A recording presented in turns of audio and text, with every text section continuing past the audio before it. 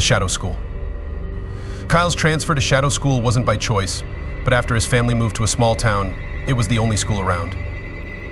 As his bus rolled down a desolate, fog-shrouded road, it came to a halt in front of a rusty sign, Shadow School Est. 1879. The building loomed ahead, ancient and eerie, half hidden by the dense woods surrounding it. Everything about the place felt off, and the air seemed unnaturally still, almost like the world had forgotten this place existed. Kyle stepped off the bus and was greeted by silence. No wind, no birds, nothing. The other students shuffled by, keeping their heads down, pale and hollow-eyed, as if weighed down by some invisible burden.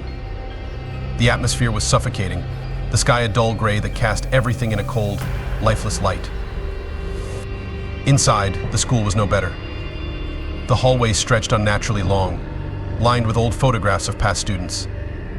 Kyle couldn't help but notice something strange about the photos. Every single one had a face blurred out, as though someone had deliberately erased them. The more he looked, the more his unease grew, but he tried to shake it off. It was his first day. He needed to focus. His teacher, Mrs. Graham, was tall and gaunt, with sunken eyes that seemed to pierce right through him. "Welcome to Shadow School, Kyle," she said, her voice cold and almost lifeless. "I hope you enjoy your time here, while you can." The day dragged on in eerie quiet, and Kyle couldn't help but feel like something was terribly wrong. At lunch, he sat alone, watching the other students huddle together in small groups, speaking in hushed tones. Snatches of their conversations drifted toward him. ... Another one vanished. Gone. ... Always the new ones. ... The shadows take them. Kyle's unease deepened, but he pushed the strange whispers aside. As the day came to an end, he found himself lingering in the halls, drawn by a morbid curiosity. There was something about the building that felt alive, as though it was watching him.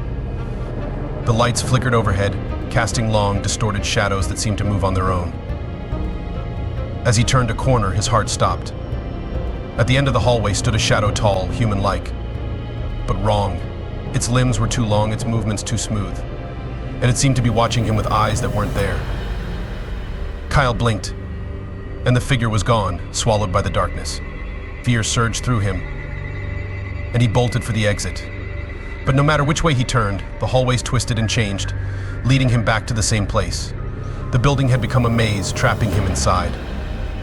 In his panic, he stumbled upon the library, the doors creaking open as if inviting him in. Inside, the air was thick with dust, the shelves lined with ancient, crumbling books.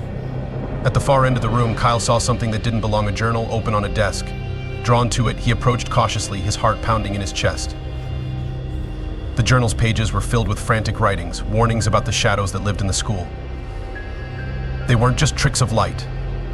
They were something far darker, feeding off the students, slowly consuming them. The final entry sent a chill down his spine. Once a shadow marks you, there's no escape. You become one of them. A noise behind him made Kyle freeze.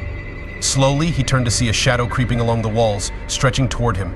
It moved with a liquid grace, its form shifting and warping as it approached. Panicked, he grabbed a nearby chair and hurled it at the figure, but it passed right through, absorbed into the darkness. With no other option, Kyle sprinted for the window, smashing it open and leaping out just as the shadow lunged for him. He hit the ground hard, glass cutting into his skin, but he didn't stop.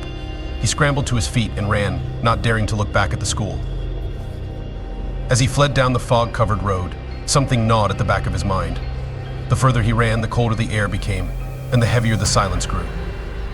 His shadow stretched out before him in the dim light, seemed too long, too alive. Kyle stopped, gasping for breath. He glanced down at his shadow. It wasn't moving like it should. His heart pounded in his chest as he watched his shadow detach itself from the ground, slowly rising to stand before him. Its form was identical to his, but its eyes, its hollow, empty eyes, were filled with malice. A whisper echoed in his mind, soft and menacing, "You're ours now." Before Kyle could scream, his shadow lunged, engulfing him in darkness. The next morning, the bus arrived at Shadow School, and the students shuffled inside. No one noticed that Kyle was missing.